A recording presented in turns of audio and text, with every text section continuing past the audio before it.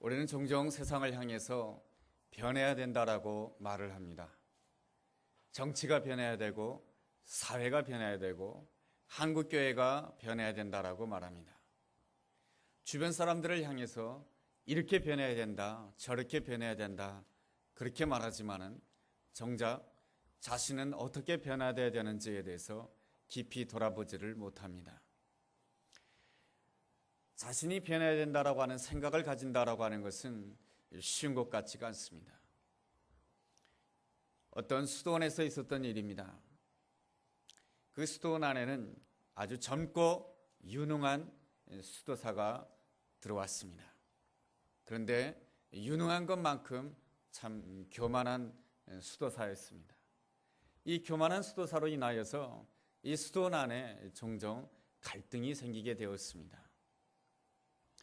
수도원에서는 이 젊은 수도사를 어떻게 하면은 좀 겸손하고 하나님 보시기에 아름다운 열매를 맺는 그러한 좋은 수도사로 키울 수 있을까 고민이 되었습니다. 그 수도원 안에서 아주 연로하시고 또 모든 수도사들로부터 존경받는 그 수도사에게 부탁을 합니다. 이 젊은 수도사를 잘 교육시켜달라고 말이죠. 나이 드신 그 수도사분께서는 고민을 하면서 기도하였습니다. 그러다가 좋은 생각이 떠올랐습니다. 하루는 이 딱딱한 땅 앞에 머물렀습니다. 그리고 젊은 수도사로 하여금 오라고 합니다. 그 젊은 수도사로 하여금 물을 이 딱딱한 땅에다가 부어보라고 합니다. 딱딱한 땅에다가 물을 부으니 어떻게 되겠습니까? 땅은 그 물을 흡수하지 못하고 물이 그냥 흘러가게 됩니다. 그러자 이 나이 드신 수도사분께서 망치를 꺼내서 망치로 그 딱딱한 흙을 깨기 시작합니다. 그러면서 혼자 이렇게 말을 합니다. 이 흙은 너무 딱딱해서 물을 흡수할 수가 없어. 그러니 이 흙은 깨어져야 돼. 이렇게 부서져야 돼 하면서 망치로 그 흙을 부서뜨리게 됩니다. 흙이 이제는 부드러워졌죠. 그런 다음에 그 젊은이에게 다시 물을 가져오라고 합니다. 그 젊은 수도사로 하여금 물을 붓게 하니까 그 흙이 물을 잘 흡수하게 됩니다. 그러한 모습을 보면서 이 나이 드신 수도사분께서는 이렇게 말을 합니다. 여기에다가 씨를 뿌리게 되면 분명히 꽃을 피우게 될 것이며 좋은 열매를 맺게 될 것이야. 딱딱한 흙에서는 아무것도 자랄 수 없지. 이보게 사람도 마찬가지라네. 딱딱하고 교만한 마음을 가지게 되면 그 교만한 마음 가운데서는 그 어떠한 아름다운 것도 자랄 수 없다네. 내 마음이 부드러워져야 되고 내 마음이 겸손해져야만이 내 안에서 꽃이 피어나는 것이고 내 안에서 열매를 맺을 수 있는 것이라네. 이러한 말을 해주었을 때에 이 젊은 수도사가 상처받지도 않으면서 자기 자신을 잘 돌아보았다라고 하는 그런 아름다운 이야기입니다. 갈등의 현장에는 어김없이 깨어짐의 문제가 있습니다. 두 사람이 서로 사랑을 해가지고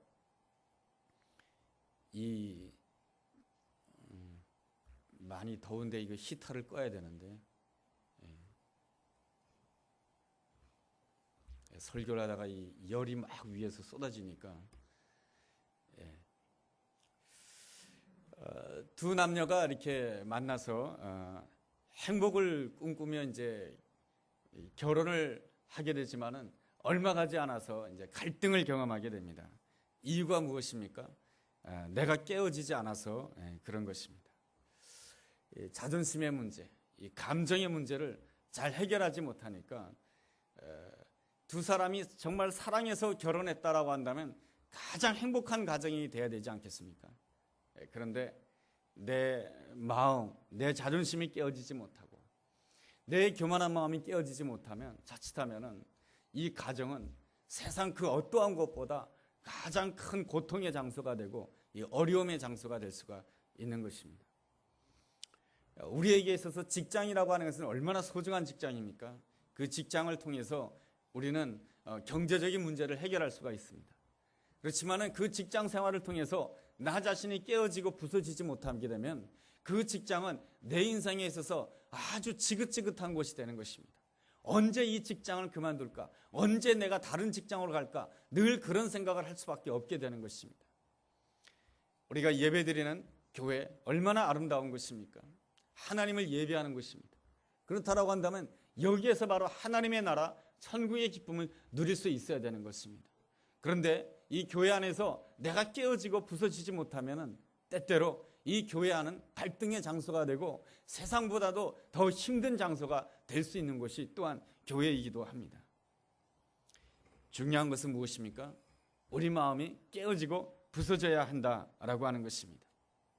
사람들이 잘 깨어지고 부서지지 못하는 이유가 무엇입니까?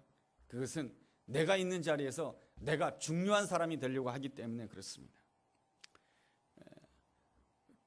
어디에든지 간에 내가 중요한 사람이 되면은 중요한 사람이 되려고 했을 때는 내가 깨어지기가 상당히 어려운 것입니다.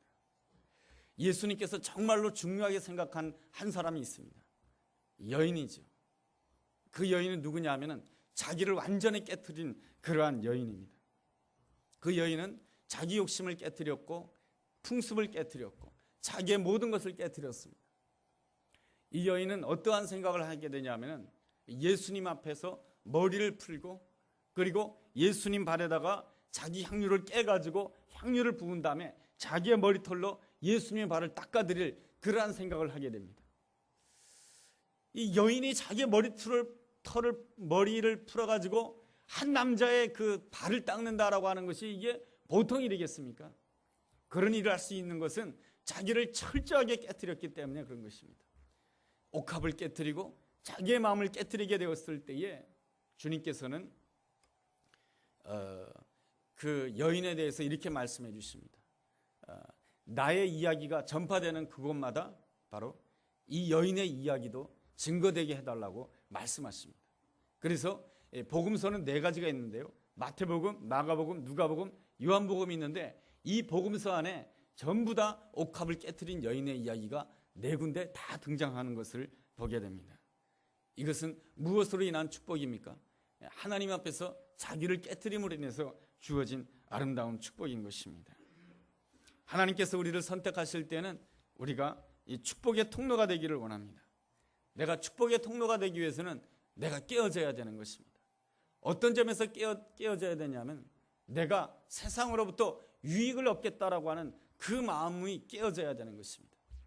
우리가 무엇인가를 선택할 때마다 무엇에 따라서 선택을 하게 되냐면 나에게 이익이 될 만한가 그렇지 않은가 그것에 따라서 우리는 어떤 것을 선택하게 됩니다. 미국의 이민자들은 이렇게 말하죠. 한국 사람들은 미국에서 제일 좋은 학군에 가보면 한국 사람들이 다 있다라고 말이죠.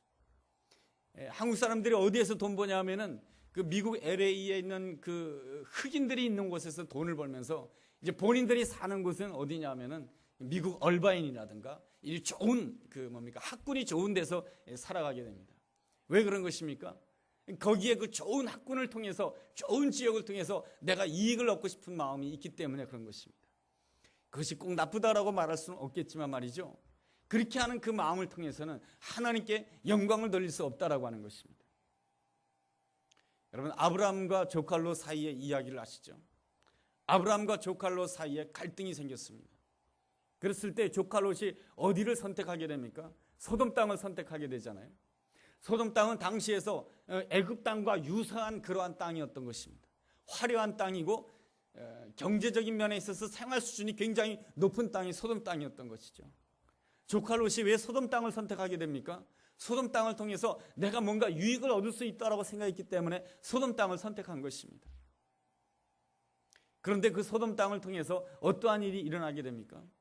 그 땅에서 어느 정도 내 생활 수준이 업그레이드 되었다라고 하는 그러한 유익을 얻을 수 있었는지 모르겠지만은 롯의 처는 타락하게 되고 그리고 롯의 두 딸 역시 세상에 쏠리게 됩니다. 그래서 하나님의 심판이 이르게 되었을 때 롯의 처는 소금기둥이 되고 롯의 두 딸은 남편을 잃어버리게 되는 아픔을 경험하게 됩니다. 반면에 아브라함은 어떻게 선택을 하게 됩니까? 하나님의 인도함 따라 선택을 하게 됩니다. 아브라함은 본래 갈대아우르 땅에서 살았었는데 하나님의 인도함 따라서 가나안 땅에 오게 됩니다. 가나안 땅에 처음 도착했을 때 그 땅의 모습은 어떠했습니까? 그 땅에 기근이 있었다라고 창세기 12장에서 기록해주고 있습니다. 하나님의 인도함을 받았는데 그 가나안 땅은 아주 척박한 땅이었던 것입니다. 아브라함이 처음에 실망해서 그 가나안 땅을 떠나서 애굽 땅으로 내려가게 되죠. 애굽 땅으로 내려가게 되었을 애굽 땅에 내려간 이유가 무엇입니까? 애굽 땅을 통해서 내가 유익을 얻기 위한 것입니다. 그 애굽 땅을 통해서 유익을 얻기를 원했지만은 이 아브라함에게 어떠한 일이 생기게 됩니까? 자기 아내를 자기 처를 갖다가 누이라고 거짓말을 하게 되고 그 문제 때문에 그 나라에서 수치를 당하고 부끄러움을 당하게 됩니다. 그런데 여기에서 아브라함의 아름다운 점이 있습니다. 그게 뭐냐면은 아브라함은 빨리 깨달았다라고 하는 것입니다. 아브라함은 위기 때 빨리 자기를 깨트릴 줄 알았다라고 하는 것입니다. 그래서 아브라함은 다시금 이 가나안 땅으로 돌아오게 됩니다. 비록 가나안 땅이 척박한 땅이었지만은 그 땅에 돌아오게 됩니다. 하나님께서는 왜 아브라함으로 하여금 그 가나안 땅에 머물게 하신 것입니까?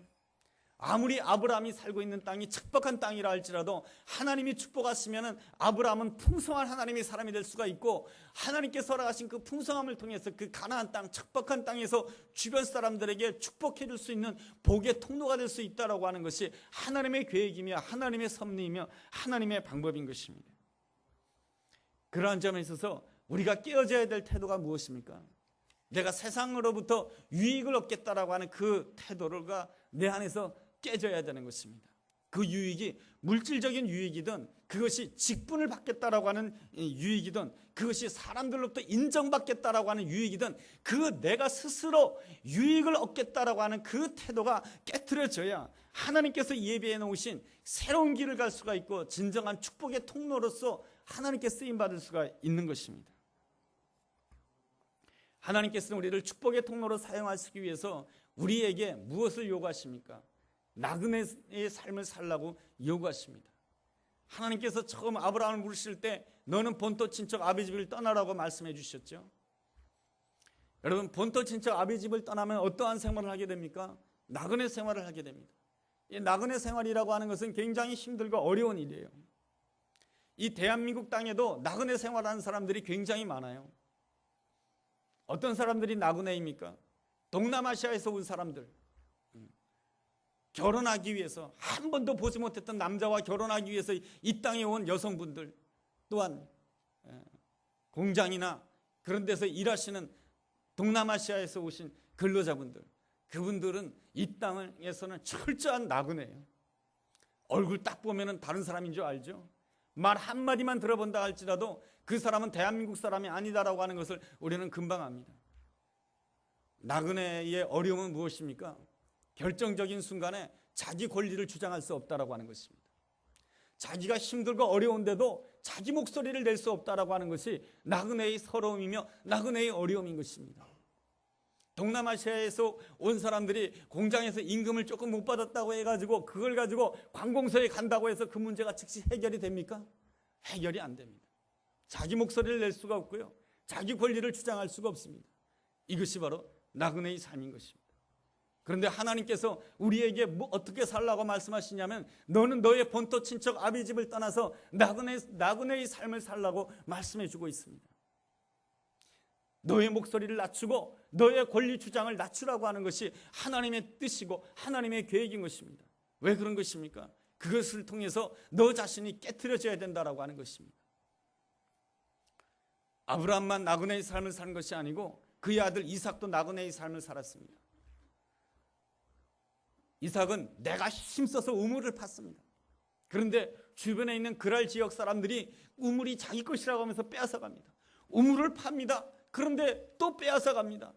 우물을 빼앗기는 것이 한두 번이 아니에요. 그런데도 이삭은 자기 권리를 주장하지 못합니다. 이건 내가 판 우물인데요. 내 권리를 주장하지 못해요. 이것은 내가 판 거예요. 내 목소리를 높이지 못해요. 하나님께서 왜 이삭에게 그러한 일을 허락하신 것입니까? 이 땅에서 그렇게 당하고 살라고 하나님께서 그 일을 허락하신 것입니까? 왜 하나님께서는 이삭으로 하여금 자기 목소리를 못 내게 하시는 것입니까? 왜 하나님께서는 이삭으로 하여금 자기 권리를 주장하지 못하게 하시는 것입니까? 그것은 하나님께서 이삭으로 하여금 그 나그네의 삶을 통해서 철저하게 자기를 깨트리라고 하는 하나님의 귀한 계획이 있는 것입니다. 하나님께서 이삭을 버림받게 하시려고요? 그렇지 않습니다. 하나님께서는 그 이삭을 아름다운 사람으로, 하나님의 사람으로 세우게 한 것입니다. 이삭은 그 자기 깨트림의 과정을 통해서 온유한 사람이 되었고 철저하게 하나님을 기다리는 사람이 되었던 것입니다. 사람에게 달려가기 이전에 무슨 일이 생기면 내가 먼저 하나님 앞에, 나그네가 어떻게 관공서에 달려갈 수 있겠으며, 나그네가 어떻게 국회의원에게 달려갈 수가 있겠으며, 나그네가 어떻게 정부 관계자에게 달려갈 수가 있겠습니까? 하나님만을 기다려야 되는 것이죠. 하나님만을 기다리는 온유한 사람이 되었을 때 하나님께서는 이 이삭에게 축복해 주십니다. 그가 농사하게 되었을 때, 창세기 26장 보면은 그가 농사하게 됐을 때 하나님께서 100배나 축복해 주셨다라고 말씀해 주시고 계시고, 그가 우물을 팔 때마다, 빼앗겨서 팔 때마다 하나님께서 우물이 터지도록 역사해 주셨다라고 말씀해 주고 있습니다. 그렇게 함으로 인해서 그 이삭을 통해서 하나님이 사랑하는 사람은 이렇게 축복해 주시는구나 하는 그 모든 것들을 모든 사람들이 알게 함으로 인해서 그 이삭이 축복의 통로로 하나님께서 쓰시기 위한 하나님의 귀한 뜻이 있는 줄로 믿습니다. 하나님께서 나를 깨뜨리시는 것은 나를 버리려고 하시는 것이 아닙니다. 세상에서 천대받으라고 그렇게 하시는 것이 아니고, 나를 하나님 보시기에 아름다운 축복의 통로로 세워주기 위한 귀한 하나님의 뜻이 있는 줄로 믿습니다. 우리가 섬기는 하나님은 위대한 예술가보다 더 탁월하신 예술가이신 줄로 믿습니다. 여러분, 피카소라고 하는 탁월한 예술가를 여러분 들어보셨죠? 피카소가 1943년도에 길을 걸어가다가 버려진 자전거를 발견하게 됩니다. 다 망가진 자전거예요. 사람들은 망가진 자전거기에 눈여겨보지 않았습니다. 그렇지만은 이 피카소가 그 자전거를 딱 보는 순간에 뭔가 좋은 생각이 떠올랐어요. 그래서 그 버려진 자전거에서 안장을 떼어내고 핸들을 떼어냈습니다. 그래서 그 버려진 안장 위에다가 핸들을 거꾸로 딱 세우니까 무슨 모양이 되냐면 황소머리가 되었던 거예요. 그래서 그 조형물을 만들어 놓고 피카소가 이름을 붙여놨습니다. 황소머리. 별거 아닌 거죠. 그런데 한 50년이 지난 다음에 런던의 한 경매장에서 경매가 붙여졌는데, 그 경매가가 얼마냐면 293억이나 됐다라고 합니다. 버려진 자전거, 쓰레기 같은 자전거인데 예술가의 손을 딱 거치게 되니까 293억짜리가 되는 거예요. 하나님께서 우리에게 깨어지고 부서지는 그러한 시간을 허락하시는 것은 우리를 힘들게 하거나 세상으로부터 천대받게 하려고 그렇게 하시는 것이 아닙니다. 세상에 무시를 당하게 하려고 그렇게 하시는 것이 아닙니다. 바로 하나님께서 손대시기 위한 것이죠. 하나님이 손대시려면 내가 부드러운 사람이 돼야 돼요. 내가 딱딱하면 하나님이 만질 수가 없어요. 내가 부서져야 되고, 내가 깨트려지는 가운데 부드러운 사람이 되었을 때, 온유한 사람이 되었을 때 하나님께서 나를 아름답게 만드시고 내 인생 가운데 새로운 길을 열어줄 줄로 믿습니다. 오늘 사도행전 9장 말씀이 주님께서 이 사울에게 새로운 길을 여시는 아름다운 가정입니다. 여러분, 사울이라고 하는 사람은 어떤 사람인지 아십니까? 유대인 중에 유대인입니다. 바리새파 중에 바리새파입니다. 그리고 그는 가말리엘 문화생입니다. 사울 하면은 엘리트 코스를 거친 대표적인 사람인 것입니다. 그런데 이 사람이 교회를 핍박하고 있습니다. 이 사람의 이 모습을 보면은 얼마나 교만하다는 것을 알 수가 있습니다. 1절에 보면 이런 말씀이 있습니다. 위협과 살기가 등등했다라고 말씀해 주고 있습니다. 이 겸손한 사람은 위협과 살기가 등등하지 않습니다. 누가 위협과 살기가 등등합니까? 교만하기 때문에 내가 다 할 수 있다라고 하는 생각 때문에 위협과 살기가 등등할 수가 있는 것이고, 자기 감정을 조절하지 못하는 거예요. 교만하기 때문에. 겸손한 사람은요, 자기 감정을 조절할 수밖에 없어요. 나그네는 자기 감정을 누를 수밖에 없어요. 왜냐하면 자기 권리를 주장할 수 없는 자가 어떻게 감정을 폭발시킬 수가 있겠습니까? 내가 다 할 수 있다고 생각하니까 위협과 살기가 가득할 수밖에 없게 되는 것입니다. 그런데 하나님께서는 이 사울을 깨트리십니다. 우리는 이렇게 볼 수가 있어요. 저 사람은 세월이 지나가도 절대로 변하지 않을 것이다 라고 말이죠. 그렇지만 하나님께서 손대시면 깨지지 않을 사람이 없는 것입니다. 하나님께서 어떻게 깨뜨리십니까? 첫째로 하나님께서는 빛으로 깨뜨리십니다. 3절 말씀에 보면 이런 말씀이 있어요. 홀련히 하늘로부터 빛이 둘러 비쳤다라고 말씀해 주고 있습니다. 이 하나님의 빛은 태양빛보다 더 밝은 빛이며 강력한 빛인 것이죠. 이 빛 앞에는 어두움이 다 떠나가게 되는 놀라운 역사가 일어나는 것입니다. 창세기 1장을 보면은 세상이 혼돈하고 공허하고 흑암의 깊음 위에 있었지만은 하나님께서 가라사대 빛이 있으라고 했을 때 온 세상에 하나님이 기뻐하시는 질서가 생기게 되고 하나님 보시기에 좋았더라의 역사가 임하게 된 것을 우리는 창세기 1장을 통해서 알 수가 있습니다. 우리는 우리 스스로 잘 변하지 못하지만은 말씀이 임하게 되고 성령께서 임하게 된다면, 빛으로 임하게 된다라고 한다면 우리 삶에는 온전한 변화가 일어나게 될 줄로 믿습니다. 여러분, 올해 표어가 성령으로 변화받는 교회라고 하는 표어인 것입니다. 그 성구 구절로서 이사야서 32장 15절을 정하였습니다. 이사야서 32장 15절 말씀 보면은 위에서부터 성령님이 임하시게 되면, 하나님의 영이 임하시게 되면 우리가 처한 삶이 광야와 같다 할지라도 그 광야는 아름다운 밭이 될 것이며 아름다운 숲이 될 것이다라고 하는 놀라운 말씀이 있습니다. 우리 10년 가운데 하나님의 빛이 임하기를 위해서 기도해야 될 줄로 믿습니다. 내 자녀의 삶 가운데 문제가 있다 할지라도 주여 내 자녀들에게 주의 빛이 임하여 주옵소서. 그렇게 됐을 때 주님의 빛으로 말미암아 자녀들의 삶 가운데 어둠의 역사가 물러가게 될 것이며, 그리고 사랑하는 남편을 향해서 선포하고 아내를 향해서 선포하고 내 옆에 있는 사람을 향해서 교회를 향해서 믿음으로 선포하게 될 때 성령님이여 빛으로 임하여 주옵소서, 말씀으로 빛으로 임하여 주옵소서. 그렇게 되었을 때 우리가 처한 상황이 척박한 상황이라 할지라도 그 광야는 반드시 예수님의 이름으로 말미암아 아름다운 밭이 될 것이며 풍성한 숲으로 변하게 될 줄로 믿습니다. 숲이 될 때에 어떤 역사가 일어납니까? 축복의 통로가 되는 것이죠. 그래서 하나님께서는 우리를 깨뜨리시는 것입니다. 둘째로 하나님께서는 우리를 어떻게 깨뜨리시냐면 사랑으로 깨뜨려 주십니다. 4절 말씀 보면 주님께서 사울을 부르시는데 어떻게 부르십니까? 2번 부르십니다. 사울아 사울아. 이러한 표현 방법은 친근감의 표시인 것입니다. 이 사울은 참 못된 사람이에요. 예수 믿는 사람을 핍박했기 때문에 못된 사람이에요. 살인자예요. 스데반을 죽인 사람이에요. 그럼에도 불구하고 우리 주님께서는 사울을 부르실 때에 사랑의 음성으로 불러주시는 좋으신 하나님이십니다. 하나님의 은혜 가운데는 언제나 사랑이 넘쳐 흐르는 줄로 믿습니다. 그러므로 여러분, 주님께서 나를 부르실 때에 겁내지 마십시오. 주님 앞에 나아갈 때에 두려워하지 마십시오. 내가 아무리 나의 죄가 지옥같이 불타 할지라도 주님께서 나를 부르실 때는 그 붉은 죄가 양의 털과 같이 희게 될 줄로 믿습니다. 그것이 바로 십자가의 보혈로 인해서 우리를 부르시는 놀라우신 주님의 은혜인 줄로 믿습니다. 로마서 5장 말씀을 읽어보면 내가 아직 죄인 되었을 때 그리스도께서 우리를 위하여 십자가에 죽으셨다고 말씀해 주고 있습니다. 내가 하나님과 원수 되었을 때 하나님께서 자기의 독생자를 십자가에 못 박았다고 말씀해 주고 있습니다. 여러분, 어느 누구가 원수인 관계를 위해서 자기 아들을 버리는 자가 어디 있겠습니까? 원수인 관계를 위해서는 아무것도 주지 않는 것이 인간과 인간 간의 관계인 것입니다.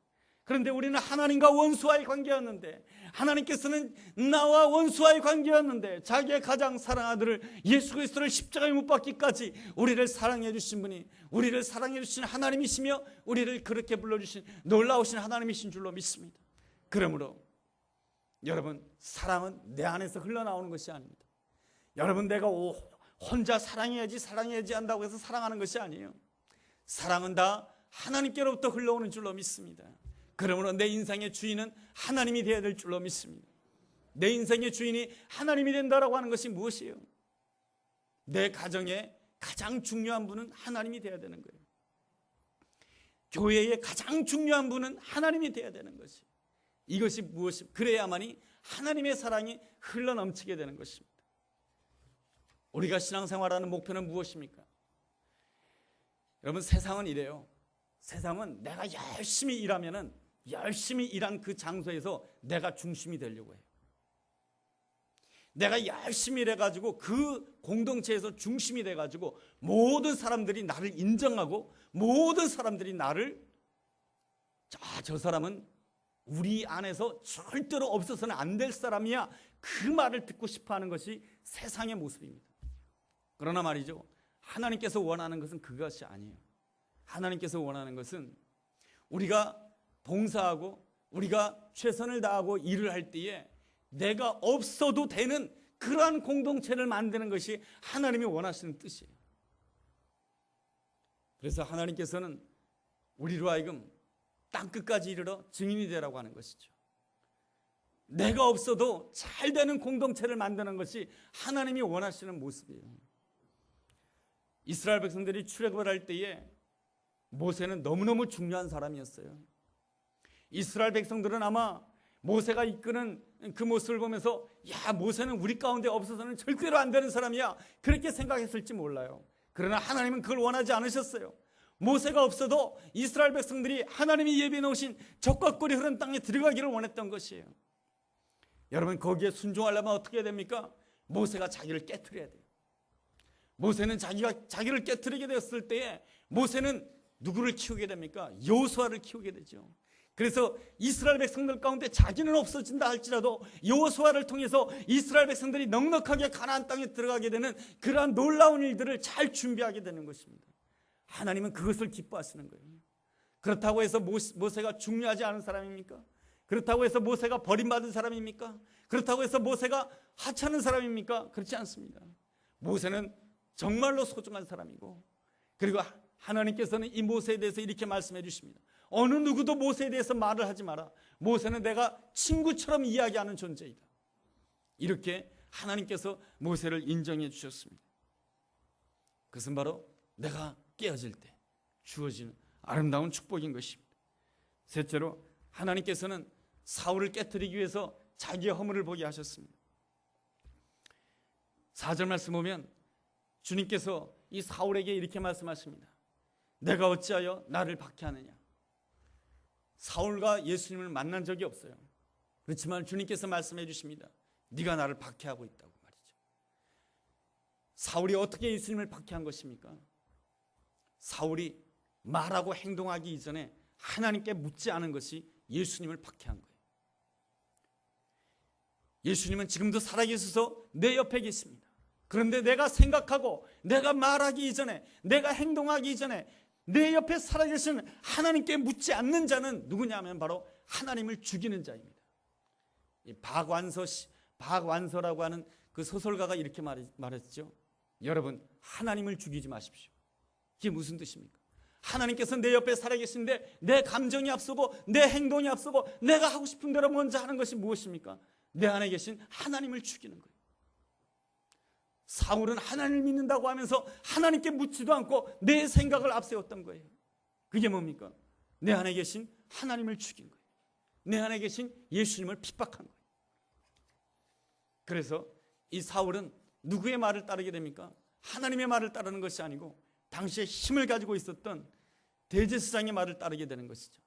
힘을 가진 자를 따른다라고 하는 것은 무엇입니까? 자기 욕심을 따랐다라고 하는 것입니다. 자기를 깨뜨리지 못한 것. 그리고 이 사울은 예수님을 따르고 예수님께 순종하고 예수님을 사랑하는 사람을 함부로 죽였습니다. 스데반은 그의 얼굴이 천사와 같다라고 성경에서 말씀해 주고 있습니다. 그런 사람을 죽이는데 앞장섰습니다. 거기에 대해서 예수님께서는 말씀해 주십니다.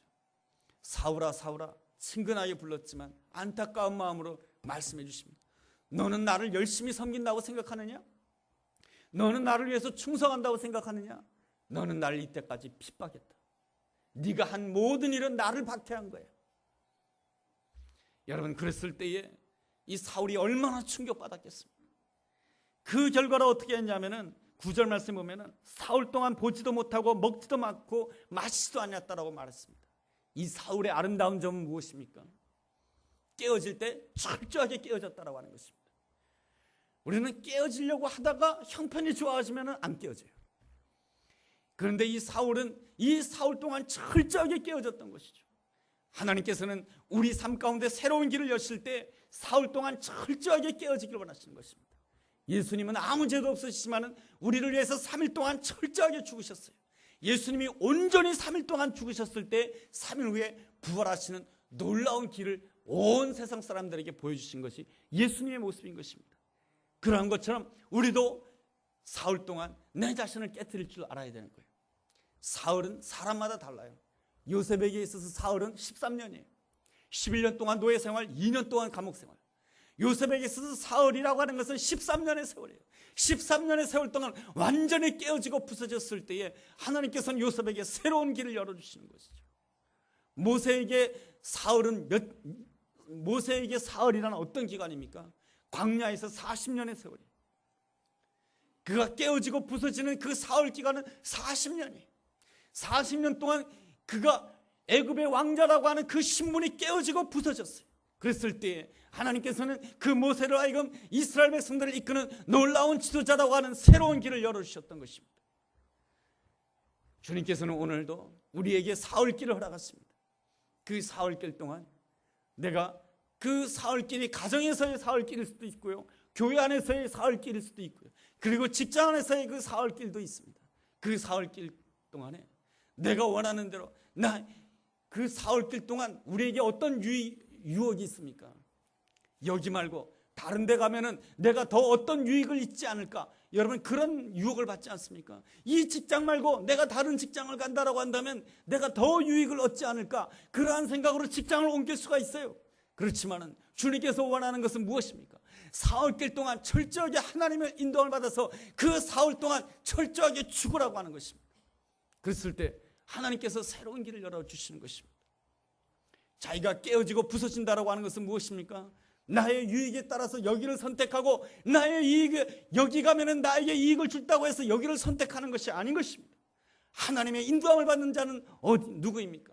하나님의 인도함을 받는 자는 하나님의 인도한 자리가 광야라 할지라도, 척박한 땅이라 할지라도, 모든 것이 부족한 땅이라 할지라도 하나님께서 나를 축복하신다라고 한다. 나는 이 땅에서 풍성하게 변할 것이며 이 광야에서 하나님이 주시는 풍성함을 통해서 이 광야에서 축복의 통로가 되리라. 이것이 바로 하나님이 열어주시는 새로운 길인 줄로 믿습니다. 이 새로운 길이 여러분의 주님의 은혜로 말미암아 여러분의 삶 가운데 놀랍게 열려지게 되기를 주의 이름으로 축원합니다. 기도하겠습니다. 하나님 아버지, 새해를 맞이하여 태양보다 더 밝은 주님의 빛을 사모하기를 원합니다. 내 안에 있는 어둠을 깨닫게 하시고 주님을 따라가는 저희들 되기를 원합니다. 선택의 순간마다 어디로 가야 나에게 더 이익이 될까를 생각하기보다는 오직 하나님의 인도함을 받는 저희들 되기를 원합니다. 주어진 자리가 비록 광야와 같다 할지라도 그 광야에서 나 자신, 내 자아를 깨트리게 하시고 그 광야에서 축복의 통로로 쓰임받는 새로운 길로 가는 복된 사람 되게 하여 주옵소서.